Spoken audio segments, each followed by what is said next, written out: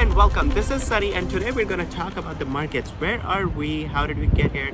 More than that, though, what I feel about what should we do now and going ahead, and how I am positioned. Of course, the backdrop of everything is the coronavirus, COVID-19's impact on the markets, and how are we doing now. So today is Sunday, March 29th. Just because things change so quickly these days, you have to specify where and when are you talking about the markets. So a little backdrop as to the last video that I did was in January about 2019 and looking into how to invest in 2020. One of the reasons that I said that I was not putting new money in the market and saving a little bit of cash for the first time in a long time was that I did feel there was a fluff. I feel like now when, people say we've fallen 35%, about lost 1/3 of the value, which is unprecedented in a lot of ways. It's all right, it's all true. But also, at the same time, in the last video, I did say that we were overvalued. We were technically overvalued, fundamentally overvalued, and there might be something, as I said last time, I felt so bad selling a little bit of MasterCard at 330s because it is such a great company. But I said that there is a lot of fluff in the market. There is a lot of room for things to correct. I don't know what's going to happen. I don't know what will happen and when will happen, but there will be something. There will be a correction. There will be a retracement to normal levels. Of course, it should have been a normal correction, 10-12%. We did not think this big, but we did have now. So, and COVID-19 was a thing. So people who did actually look at it from what was going on in China and could have predicted the base case, which is the virus will get around, it would not be contained in China and would get around globally and of course eventually to US, they would have been situated way better in February. We didn't do an episode in February, but here we are now. So whatever happened. Today we're about 2300 to 2500 market range for SPY, S&P 500. What do we do now? So whatever happened, water under the bridge. What happens now? I don't know. But I think I can share what I think is the base case. So when we look around things that have happened, in US now, there's a shutdown for 2 weeks in different states, and different states have done it differently. So every region of US is considered as a small country, right? Which is having its own cycle. New York City has been the biggest hit right now. Maybe Chicago is the next biggest hit. Florida is getting up. So every region considered as a small little country with a whole model of itself. And right now what we have to model by is China. So since the day they started locking down, shutting down Wuhan, and of course they did it in a very, very harsh way. It was an absolute shutdown. It took them, I think, 11 weeks, 10 to 11 weeks till the cases almost went to zero and they started activity again. So right now, I think on a whole, we can say we're in 2 or 3 weeks shutdown. But I feel there's a lot more to go, and I feel markets, again, I am no doctor, but, or anything that I pretend to know that I'm like science backed, but I'm just saying what I'm reading and watching others say. Specifically, the models that we've been following to project what's going on says that 10 to 11 weeks is kind of the base case. So now, let's say 2 months to 3 months. The US government has said or given us an indication that they wanted to start it, but again, I think they're gonna still go by what is medically allowed to be done. So, here's what I think. The base case is 2 months. The base case is 2 months, which is for the whole country, but it may be different for different regions.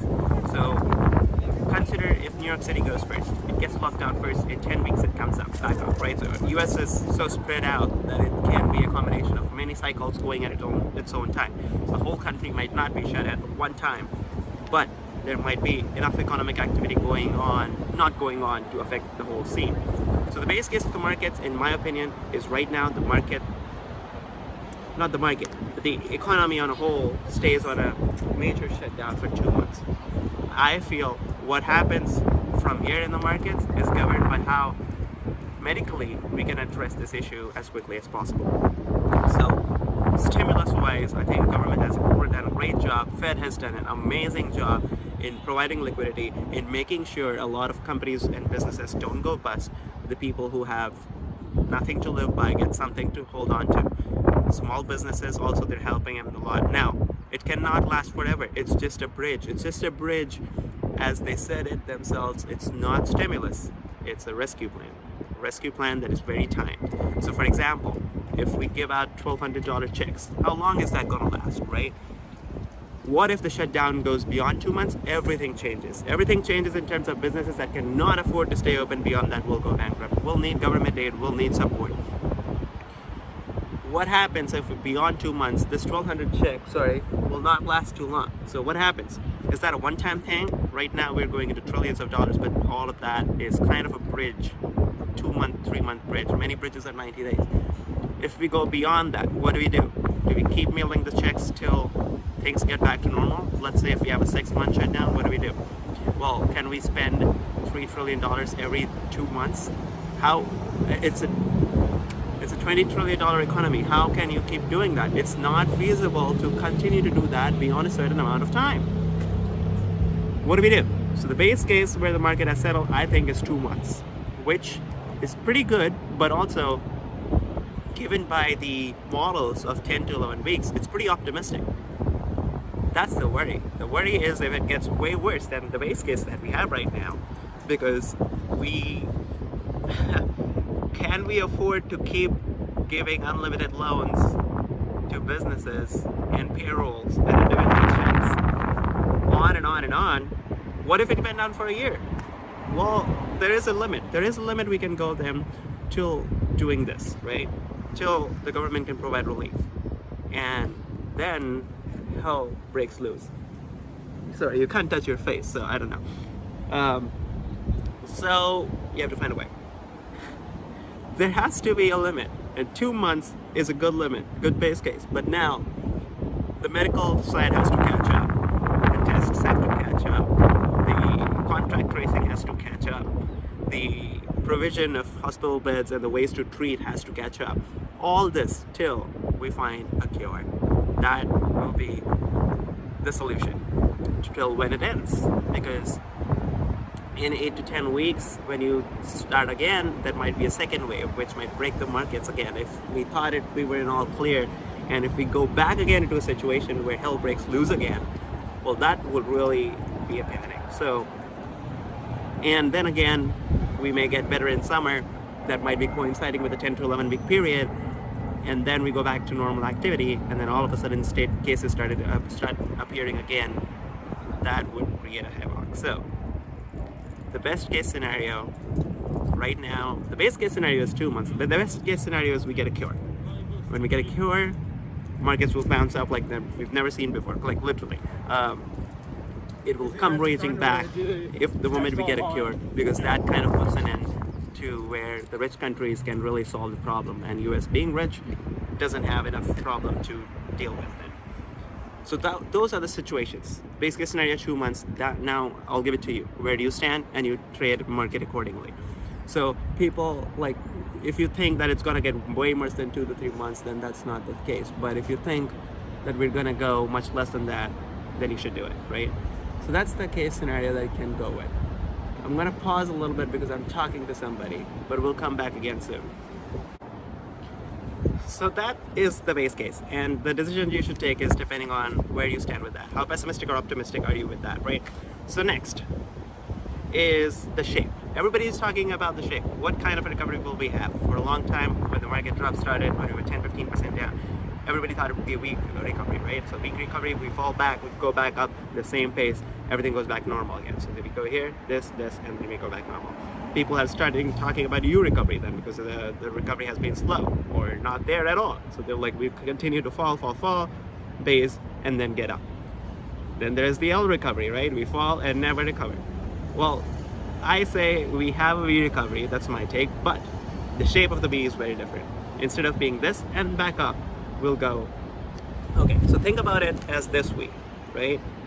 We have fallen straight. We have fallen straight, so that's this V, the left hand of the V. The right hand of the V is gonna be like this. What we don't know is the slope.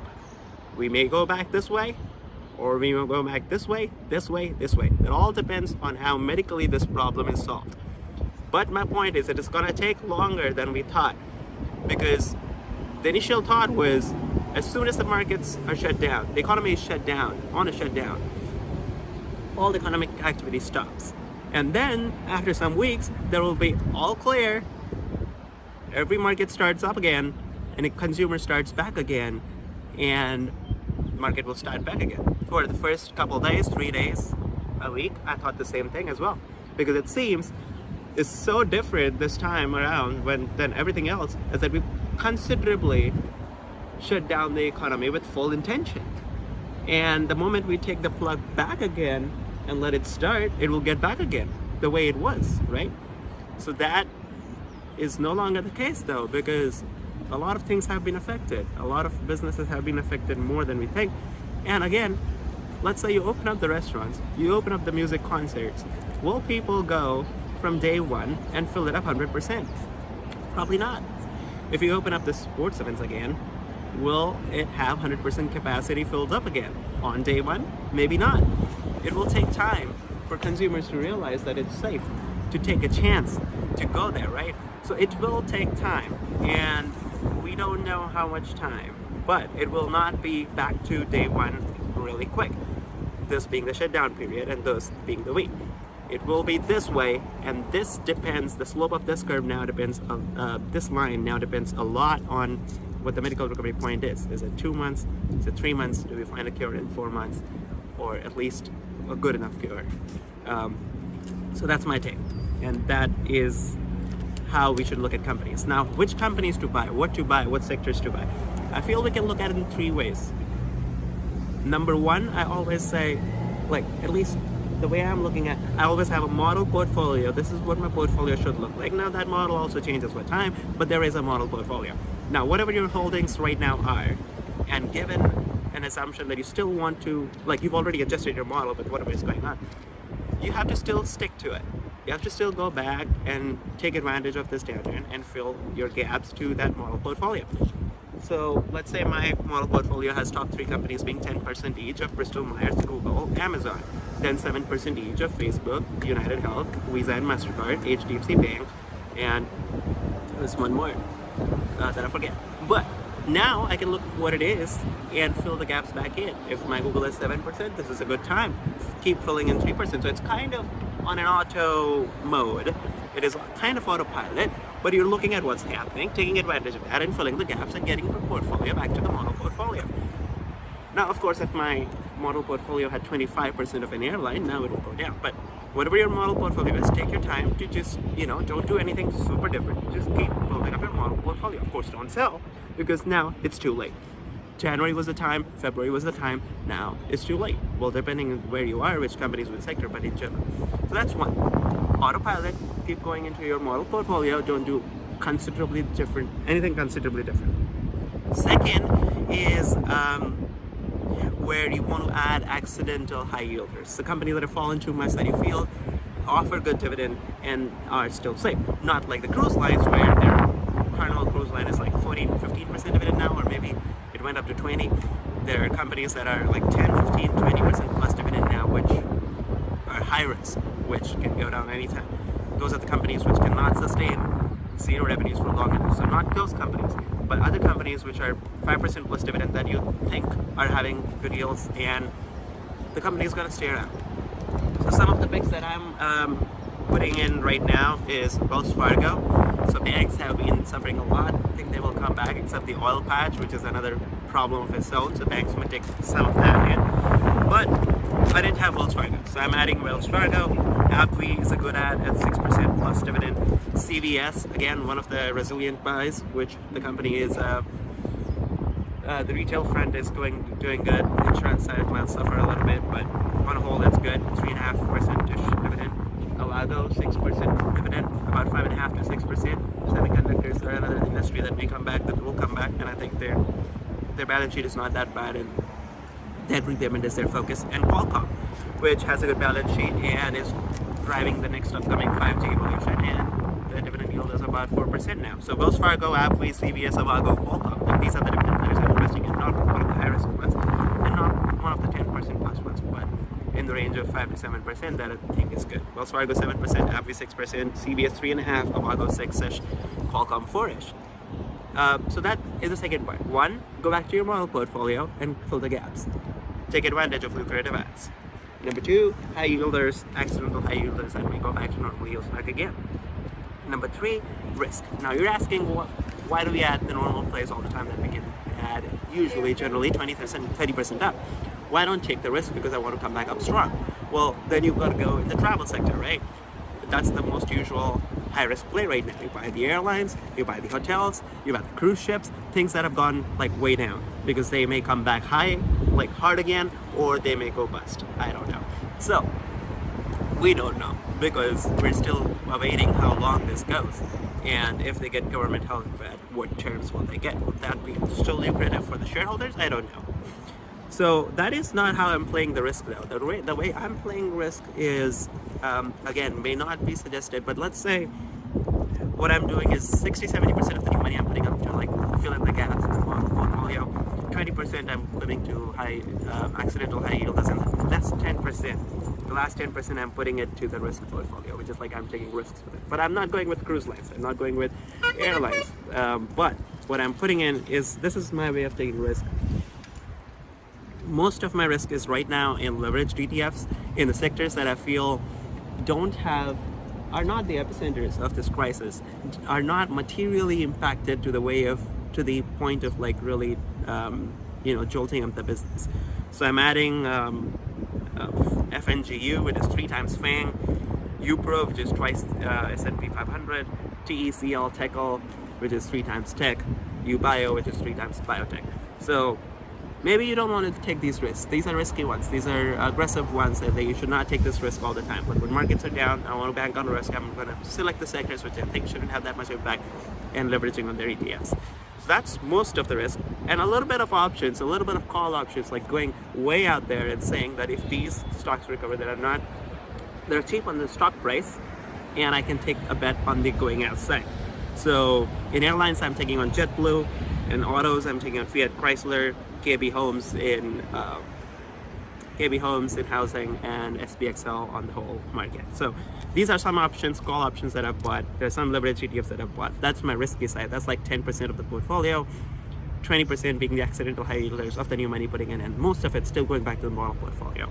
Model portfolio, I'm adding Google, Alibaba, and HDFC Bank right now.